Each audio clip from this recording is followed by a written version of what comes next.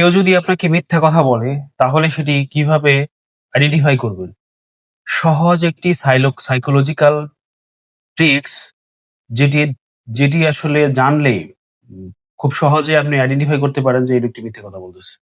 Number ১, যখন যখন কথা বলবে, যদি সে মিথ্যা বলে থাকে তাহলে সে বারবার চোখের পলক ফেলবে, সামনে, পেছনে, উপরে নিচে সে তাকাবে। তার মানে সে আসলে আপনাকে মিথ্যা বলার জন্য গল্প তৈরি করতেছে।